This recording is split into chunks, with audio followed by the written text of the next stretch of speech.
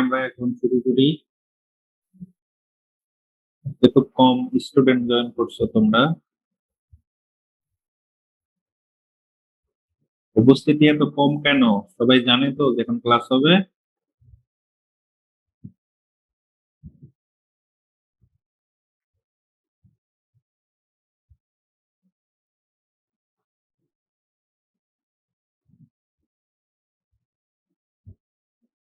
আমাকে শুনতে পাচ্ছ?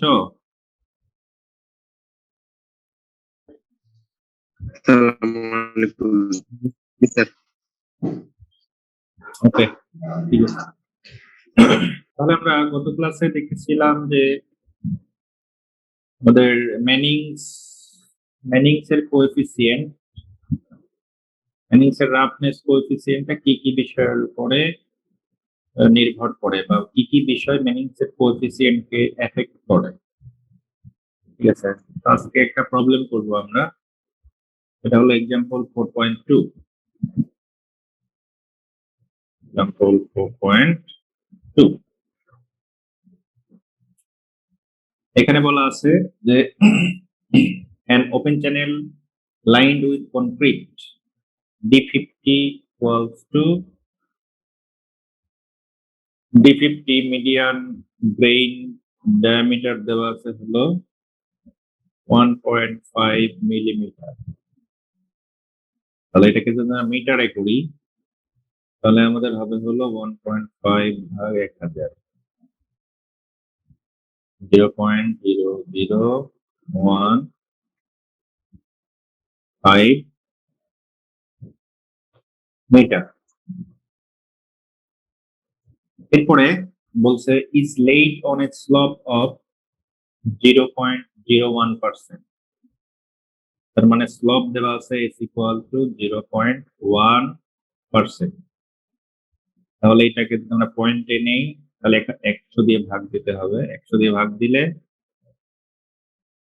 তাহলে 0.001, তাই তো? তাহলে আমরা এস পেয়ে গেলাম। এরপরে দেয়া আছে the channel is trapezoidal with b equals to 6 meter। trapezoidal channel যার b equal to 6 মিটার দেওয়া আছে, and a side slope small s, বা এটাকে z ও বলতে পারো, z equal to side slope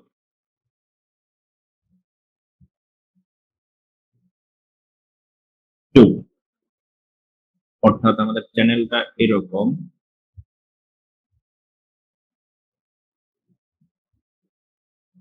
এটা 1:2 হলো b equals to 6,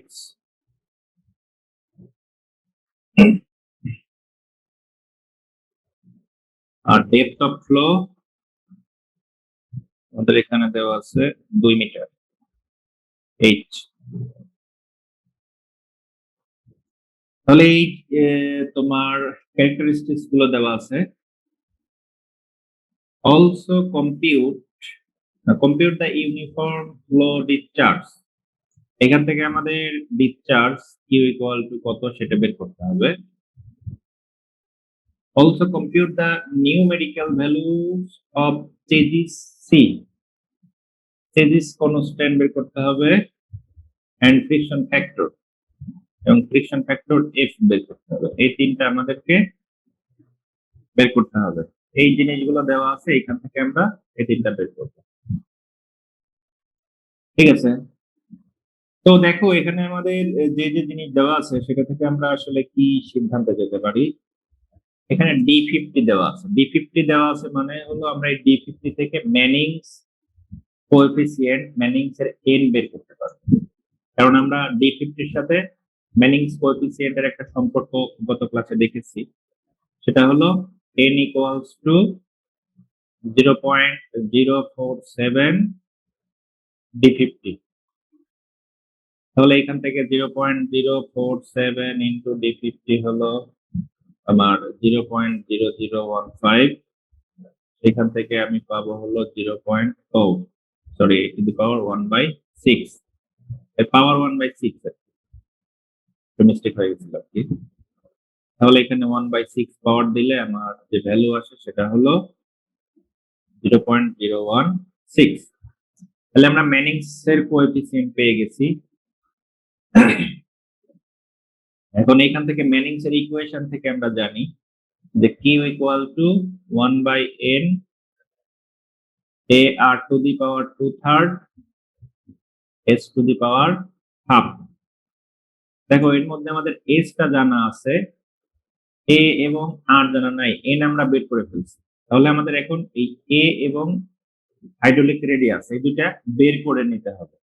তো যেহেতু আমার এখানে আমার চ্যানেল সেকশন প্রপার্টিজ দেওয়া আছে, সেখান থেকে আমি এরিয়া এবং হাইড্রোলিক রেডিয়াস খুব সহজেই বের করে ফেলতে পারবো। তো সেটাকে বের করে নেই। তাহলে এখান থেকে ট্রাপিজয়েডাল চ্যানেলের ক্ষেত্রে a ইকুয়াল টু আমরা জানি যে b প্লাস তোমার S H into H.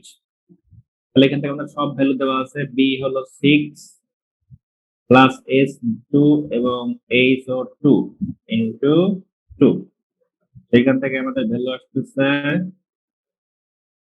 20 metre square. একইভাবে আমাদের weighted perimeter p equal to আমরা জানি b plus 2h root over 1 plus s square. তো সেখান থেকে আমি সব ভ্যালু গুলো যদি বসাই 6 plus 2 into 2 root over 1 plus 2 square, সেখান থেকে আমার ভ্যালু আসতেছে 14.94 মিটার। তাহলে সেইখান থেকে আমি আর সহজে বের করতে ফেলবো। Hydraulic radius R equal to a by P. তাহলে a কত 20 আর p 14.94। সেইখান থেকে আমার আসতেছে হলো 1.34 মিটার। তাহলে দেখো আমার যেই জিনিস দুটা দরকার এই দুটো আমি বের করে ফেলছি। তোমার এরিয়া এবং হাইড্রোলিক রেডিয়াস আমার দুটোই বের হয়ে গেছে। তাহলে এখন এই ইকুয়েশন থেকে আমরা সরাসরি কিউ ভ্যালু বের করে ফেলতে পারবো। তাহলে সুতরাং Q equal to 1/n, n এর মান কত 0.016 ইন্টু a বের করছি 20 আর হলো 1.34 2/3 into s 0.001 two the power half. তাহলে এই সবগুলো ভ্যালু যদি আমি ক্যালকুলেট করি, ক্যালকুলেট করলে আমি যেটা পাবো সেটা হলো 48.29 metre square per metre cube per second. তাহলে আমরা ফ্লো ডিসচার্জ বের করে ফেলছি। এখন আমাদের বের করতে হবে সি। আমরা যেহেতু ম্যানিংস এর এন পেয়ে গেছি, আমাদের এন এর সাথে সি এর একটা সম্পর্ক আছে, এন এর সাথে এফ এর একটা সম্পর্ক আছে, আবার এফ এর সাথে সি এর সম্পর্ক আছে। এগুলো আমরা আগেই শিখে ফেলেছি, তো আমরা সেখান থেকেই বের করব। তাহলে আমরা সি ইকুয়াল টু জানি, C equal to 1/n R to the power half, sorry R to the power 1/6। তাহলে সেখান থেকে আমরা সব ভ্যালু জানি, তাহলে 1/0.016 আর হলো 1.34 পাওয়ার 1/6। সেখান থেকে আমাদের 66.01 metre to the power half per second. তাহলে আমরা সিরিজ কনস্ট্যান্ট বের করে ফেলছি। আর সিরিজ কনস্ট্যান্ট আমরা জানি 30 থেকে 80 এর ভিতরে হয়, যেহেতু এটা 66.01 তার মানে আমার এই রেঞ্জের মধ্যে আছে, তার মানে আমার সিরিজ কনস্ট্যান্ট ঠিক আছে। একই ভাবে আমরা f ইকুয়াল টু জানি 8g plus divided c square, তাহলে 8 into 9.81 ডিভাইডেড 66.01 স্কয়ার। সেখান থেকে আমরা পাই 0.018। এটা হলো আমাদের ফ্রিকশন ফ্যাক্টর। তাহলে আমরা এইভাবে আমাদের সব ভ্যালুগুলো বের করে ফেলতে পারবো। তো বুঝতে পারছো সবাই? পারবা তো এই ধরনের প্রবলেম আসলে?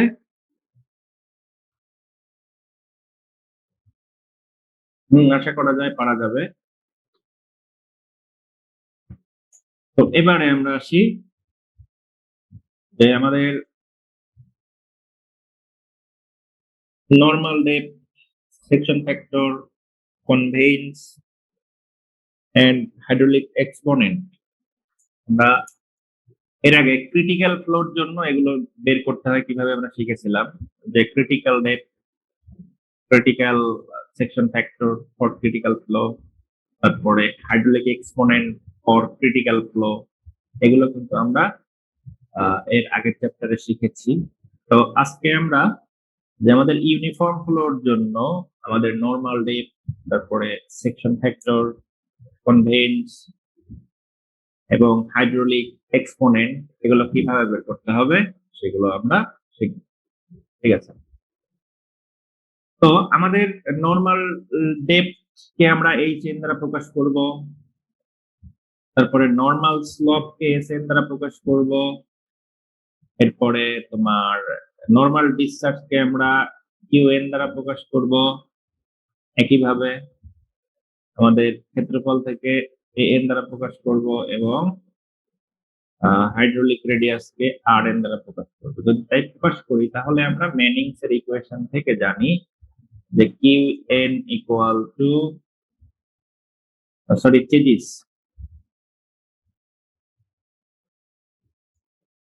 চেজিসের ইকুয়েশন থেকে আমরা জানি Q N equal to C A N R to the power R N to the power half S N to the power half. একইভাবে ম্যানিংস এর ইকুয়েশন থেকে জানি Manning's equation Q N equal to 1 by N A N R to the power 2/3 S N to the power half. ঠিক আছে? এটা হলো আমাদের KG এবং ম্যানিংস এর বেসিক ইকুয়েশন। ঠিক আছে? এইখান থেকেই আমরা নর্মাল ডেপথ, তারপর সেকশন ফ্যাক্টর, কনভেন্স সবগুলাই বের করব। তাহলে আমরা প্রথমে আসি আমাদের সেকশন ফ্যাক্টর।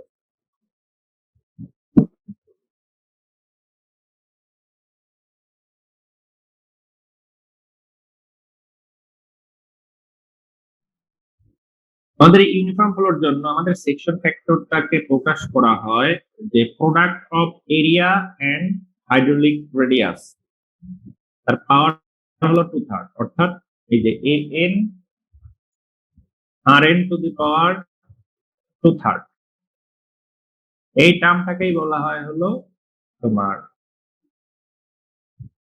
Section factor. ঠিক আছে? ইউনিফর্ম ফ্লোর জন্য আমাদের এই টার্মটাকে বলা হয় সেকশন ফ্যাক্টর। ঠিক আছে? একইভাবে আমাদের এটা হলো ম্যানিংস এর জন্য, এটা হলো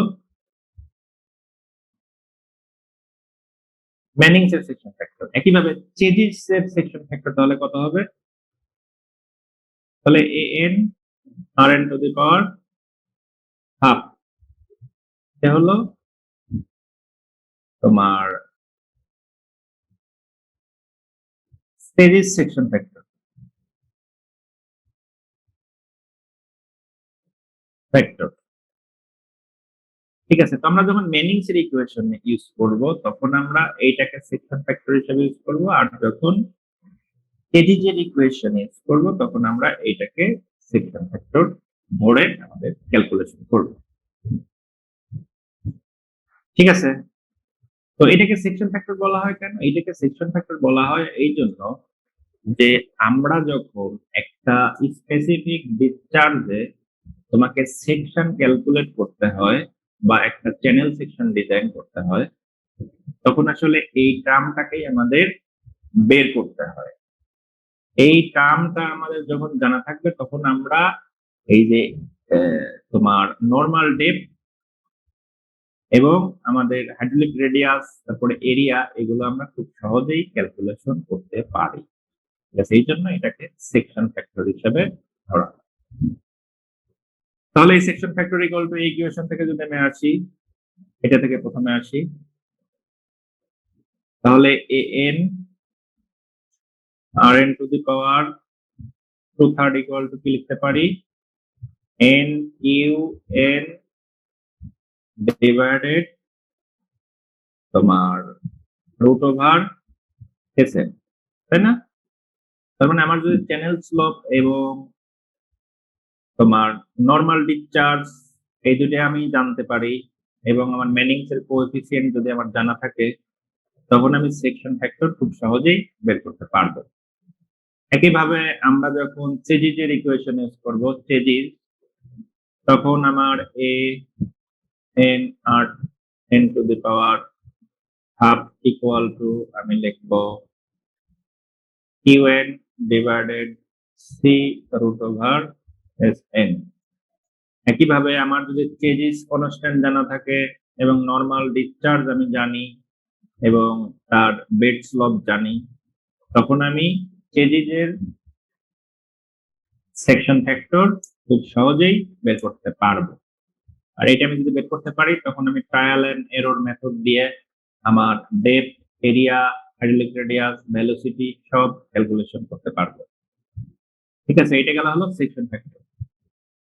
একইভাবে এখানে আরেকটা টার্ম ব্যবহার করা হয়েছে, সেটা হলো তোমার কনভেন্স।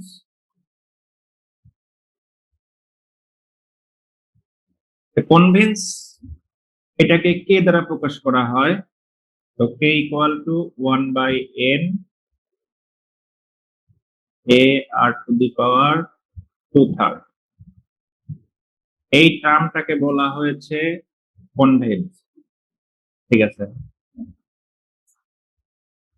এই কনভেন্সের ইকুয়েশন মাঝে মাঝে তোমাদের ক্যালকুলেশন করতে বলা হবে, যে একটা সেকশন প্রপার্টিজ বলে দেওয়া হলো, সেই সেকশন প্রপার্টিজ থেকে আমার কনভেন্স কতটুকু তুমি সেটা বের করো। ঠিক আছে, তখন তোমাকে এই এই ভ্যালুটা বের করে দিতে হবে, সেটার মানে হলো আমরা কনভেন্স। তো আমাদের যদি কোনো একটা চ্যানেলের কনভেন্স জানা থাকে, সেইখান থেকে আমরা খুব সহজেই আমাদের ডিসচার্জ বের করতে পারি। ঠিক আছে, তাহলে কনভেন্স যদি আমাদের কি হয়, তাহলে Q equal to QN equal to আমরা কি লিখতে পারি, K N root over S N. অর্থাৎ আমাদের যদি কনভেন্স জানা থাকে, তাহলে সেখান থেকে আমরা শুধু আমাদের বেড স্লপটা জানা কোনোভাবে জানতে পারলেই আমরা সেখান থেকে আমাদের ডিসচার্জ বের করে ফেলতে পারবো। আবার যদি শুধুমাত্র আমাদের ডিসচার্জ এবং তোমার বেড স্লপ এই দুটো জানা থাকে, সেখান থেকে আমরা কনভেন্স এর মানও খুব সহজেই বের করে ফেলতে পারবো। ঠিক আছে, তো এই ইকুয়েশন গুলো একটু তোমাদেরকে মনে রাখতে হবে। ঠিক একইভাবে চেজিস কনস্ট্যান্টের জন্য আমাদের একটা কনভেন্স বের করতে পারবো। জি স্যার। কেউ কিছু বলতেছো? জি স্যার। স্যার কনভেন্সটা আসলে কি, প্র্যাকটিক্যাল আসলে এটা কি বোঝায়? কনভেন্স একটা তোমার এই যে একটা টার্ম আছে না এখানে, 1/n R to the power 2/3, এটাকেই কনভেন্স বলা হয়েছে। কনভেন্স বলতে এখানে তোমার এইটা আমরা যাতে বারবার একটা চ্যানেলের, তো একটা নির্দিষ্ট চ্যানেলের এটা কিন্তু কনস্ট্যান্ট না, তো সেই ক্ষেত্রে এটা যাতে আমাদের বারবার ক্যালকুলেট করতে না হয়, তার জন্য আমরা সরাসরি একবার ক্যালকুলেট করে সেইটা দিয়ে আমরা এই যে বিভিন্ন স্লপের জন্য আমাদের ডিসচার্জ কেমন হবে, সেটা আমরা সহজে ক্যালকুলেশন করার জন্য আসলে এই টার্মটা ইউজ করা হয়েছে। তাছাড়া এইটার মানে আলাদা কোনো ওইরকম সিগনিফিকেন্স নাই। বুঝতে পারছো? এখানে কনভেন্স বলতে এই যে এই টার্মটাকেই বোঝায়। জি স্যার। ঠিক আছে, ওকে, তাহলে আমরা চেজিস কনস্ট্যান্টে যদি যাই বা চেজিস ইকুয়েশনে যাই, তাহলে সেক্ষেত্রে আমাদের কিউএন ইকুয়াল টু চেজিসের ক্ষেত্রে kn রুট ওভার এসএন। তাহলে এখান থেকে kn কত হবে, C A N R to the power 1/2। এটা হলো চেজিসের কনভেন্স। ঠিক আছে, তো এরকম আমরা ম্যানিংস এর জন্য একটা সেকশন ফ্যাক্টর, চেজিস এর জন্য একটা সেকশন ফ্যাক্টর, ম্যানিংস এর জন্য একটা কনভেন্স, ফেজিসের জন্য একটা কনভেন্স আমরা এই ফর্মুলাগুলো দিয়ে খুব সহজেই বের করতে পারবো। ঠিক আছে, তো একইভাবে আমরা আমাদের হাইড্রোলিক এক্সপোনেন্ট এর আগেও আমরা ক্রিটিক্যাল ফ্লোর জন্য হাইড্রোলিক এক্সপোনেন্ট কিভাবে বের করতে হয় সেগুলো দেখেছিলাম। তো এখানে আমরা হাইড্রোলিক এক্সপোনেন্ট তোমার ম্যানিংস ইকুয়েশনের জন্য এক ধরনের হবে, চেজিস ইকুয়েশনের জন্য আরেক ধরনের হবে। তো সেটা কেমন হবে একটু মনে রাখবা আর কি, এই ফর্মুলাগুলো তোমাদের মনে রাখতে হবে। তো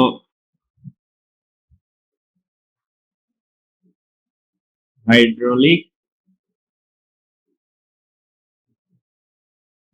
exponent for uniform flow। তো ইউনিফর্ম ফ্লোর জন্য আমাদের হাইড্রোলিক এক্সপোনেন্ট ওই একই আগের মতোই, ঠিক আছে, k square equal to c2 h two the power n। এটাকে আমরা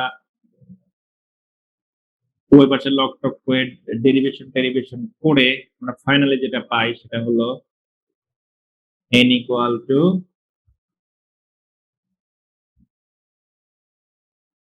2h divided 3a 5b minus 2r into dp by dh। এটা হলো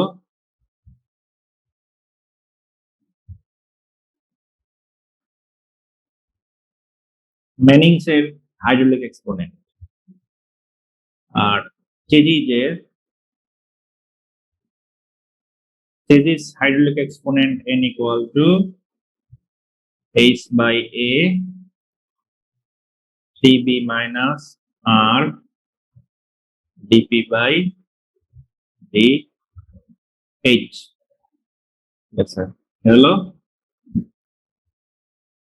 চেজিস হাইড্রোলিক এক্সপোনেন্ট। ঠিক আছে, তাহলে আমরা ম্যানিংস এর যখন ইউজ করব, ম্যানিংস এর ইকুয়েশন যখন ইউজ করব এবং তার জন্য যে হাইড্রোলিক এক্সপোনেন্ট সেটা আমরা এই ইকুয়েশনে বের করব, আর চেজিসের হাইড্রোলিক এক্সপোনেন্ট যদি বের করতে বলে তাহলে আমরা এই ইকুয়েশন থেকে বের করব। এই দুইটা একটু মুখস্থ রাখবা, ঠিক আছে। তো এখানে দেখো একটা তোমার এক্সাম্পল দেওয়া আছে, এক্সাম্পল 4.3। এখানে তোমার এই যে হাইড্রোলিক এক্সপোনেন্ট গুলো ক্যালকুলেশন করতে বলছে, তোমার বলছে derive the expression for hydraulic exponent for uniform flow computation in for a rectangular channel based on the Manning's formula, then compute the numerical value of n for a wide channel। ঠিক আছে, মানে rectangular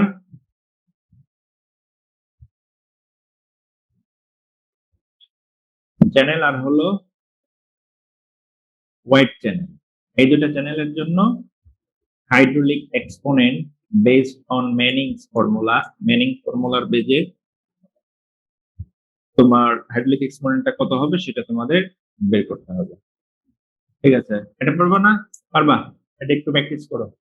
hydraulic exponent কিভাবে বের করতে হয় সেটা আগে দেখিয়েছি। ওই যে সব ভ্যালু গুলো বের করবা, বের করার পর ওয়েটেড পেরিমিটার বের করবা, ওয়েটেড পেরিমিটারকে আবার ডেপথের রেসপেক্টে ডিরাইভ করবা, ডেরিভেশন করবা। তো ডেরিভেশন করলে যে মান পাবা সেইটার সাথে এই যে হাইড্রোলিক রেডিয়াস গুণ করবা, গুণ করার পর এই সব ভ্যালু বসিয়ে দিলে তখন একটা মান পাওয়া যাবে। ঠিক আছে, সেই মানটা তোমাদের ক্যালকুলেট করতে হবে। ঠিক আছে, তাহলে রেক্টেঙ্গুলার এবং হোয়াইট চ্যানেল এই দুটো চ্যানেলের জন্য হাইড্রোলিক এক্সপোনেন্ট গুলো একটু বের করা শিখবা।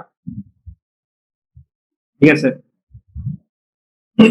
একইভাবে এক্সাম্পল 4.4, এটাও হাইড্রোলিক এক্সপোনেন্ট ক্যালকুলেশন, এটাও তোমরা প্র্যাকটিস করবা, আমি করে দিলাম না।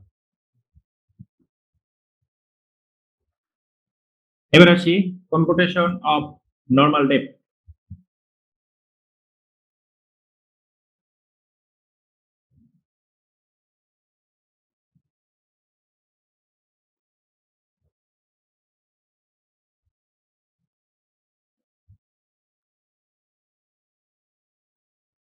আমরা এতক্ষণ নর্মাল ডিসচার্জ, তারপরে তোমার নর্মাল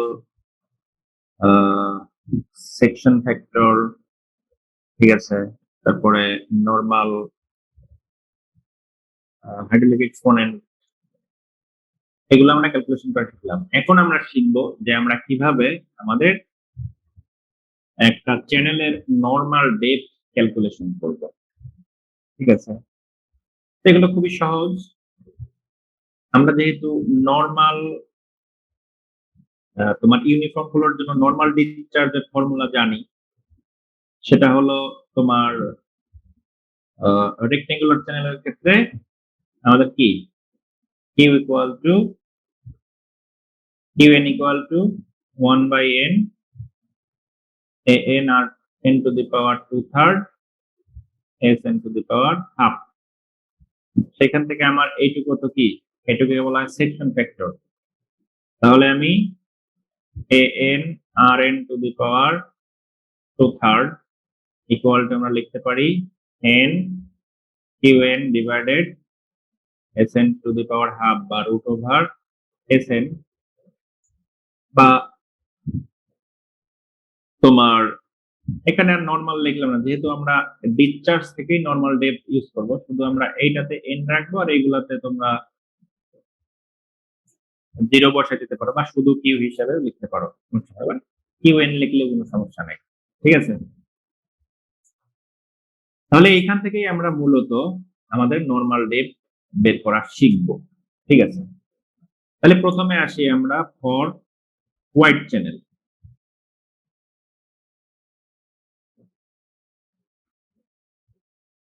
হোয়াইট চ্যানেলের ক্ষেত্রে আমরা কি জানি যে হোয়াইট চ্যানেলের ক্ষেত্রে আমাদের তোমার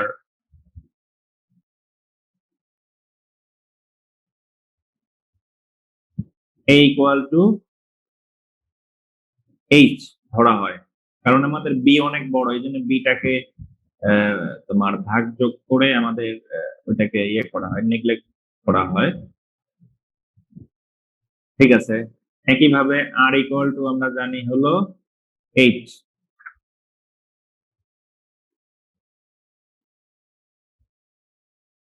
তাই তো। আর কিউ ইকুয়াল টু আমরা জানি স্মল কিউ, ঠিক আছে, কারণ এখানে পার উইডথে আমাদের ডিসচার্জ ক্যালকুলেট করতে হয়, এই জন্য পার উইডথ হলে আমাদের এই যে বি ইকুয়াল টু সবসময় 1 ধরা হয়। 1 ধরলে আমাদের এই প্রপার্টিজ গুলো আমরা এরকম পাই। তো সেই ক্ষেত্রে এইগুলো যদি আমি এইখানে বসিয়ে দেই, তাহলে বসিয়ে দিলে আমার কি আসতেছে, প্রথমে H N n equal to H N লিখি, এভাবে আর N equal to H N, তাহলে H N into H N to the power 2/3 equal to n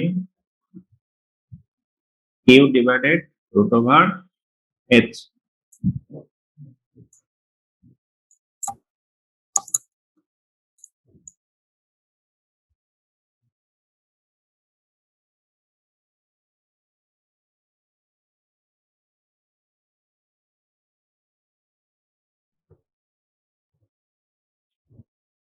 ওকে, তাহলে আমরা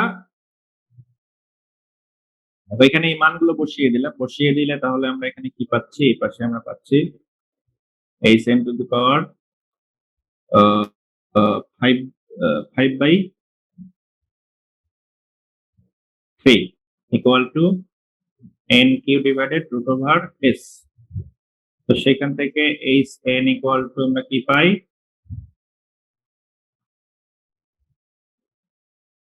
n Q divided root over h, তার পাওয়ার হলো 3/5, উল্টে যাবে 3/5, ঠিক আছে। তাহলে আমরা হোয়াইট চ্যানেলের ক্ষেত্রে আমাদের যদি এই কিউটা জানা থাকে এবং বেড স্লপ এস জানা থাকে, এর সাথে সাথে মেনিংস এর এন জানা থাকে, সেখান থেকে আমরা সরাসরি আমাদের নর্মাল ডেপথ বের করে ফেলতে পারবো, ঠিক আছে, এই ফর্মুলা ইউজ করে। যদি হোয়াইট চ্যানেল হয় এবং তার ডিসচার্জ পার ইউনিট উইথ আমাদের বলে দেওয়া থাকে, তার মেনিংস কোএফিসিয়েন্ট জানা থাকে এবং তোমার বেটস লব জানা থাকে, তাহলে সেখান থেকে আমরা সহজেই আমাদের নর্মাল ডেপথ এই ফর্মুলা দিয়ে ক্যালকুলেট করতে পারবো। একইভাবে আমাদের ফর ট্রায়াঙ্গুলার চ্যানেল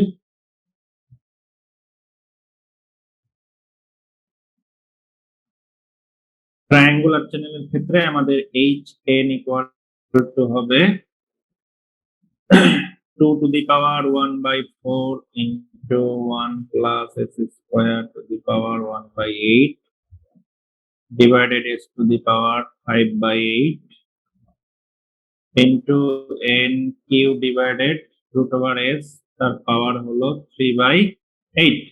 এটা অনেক বড় ফর্মুলা, এই ফর্মুলাটা মুখস্থ রাখবা, পরীক্ষায় আসতে পারে, এটাও আসতে পারে, এটাও আসতে পারে। ট্রায়াঙ্গুলার চ্যানেল হলে এই ফর্মুলা ইউজ করবা, আর হোয়াইট চ্যানেলের ক্ষেত্রে এই ফর্মুলা ইউজ করবা। ঠিক আছে, তো এই ফর্মুলাগুলো একটু মুখস্থ রাখবা। একইভাবে আমাদের আরো যে তোমার বিভিন্ন শেপের চ্যানেল আছে সেগুলো সম্পর্কে আমরা একটু জেনে নিই। ঠিক একইভাবে আমরা যদি চেজিস ইকুয়েশন ইউজ করি, তাহলে চেজিস ইকুয়েশনের জন্য for chassis equation HN equal to Q by root over C root over S to the power 2/3। ঠিক আছে, এটাও আমার কি ফর হোয়াইট চ্যানেল। ঠিক আছে, একইভাবে ট্রায়াঙ্গুলার চ্যানেলের ক্ষেত্রেও আমাদের ফর্মুলা দেওয়া আছে, এই ইকুয়েশন গুলো একটু মুখস্থ করবা।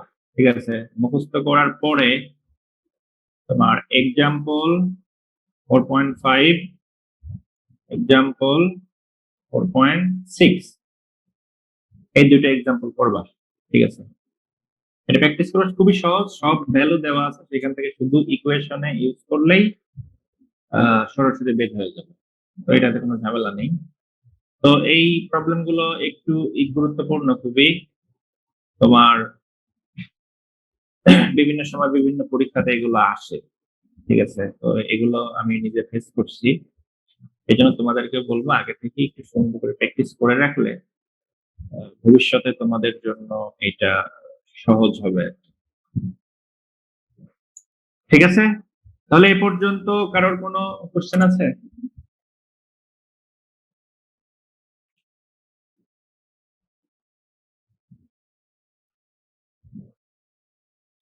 বলো।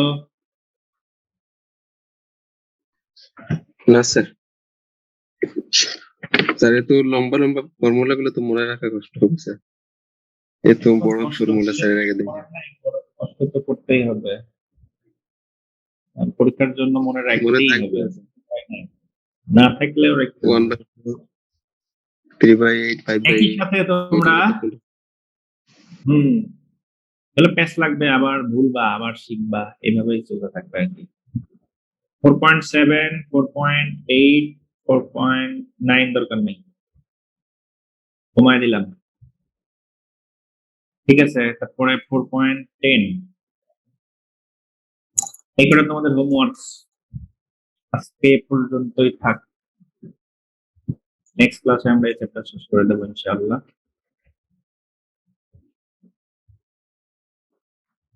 ওকে সবাই।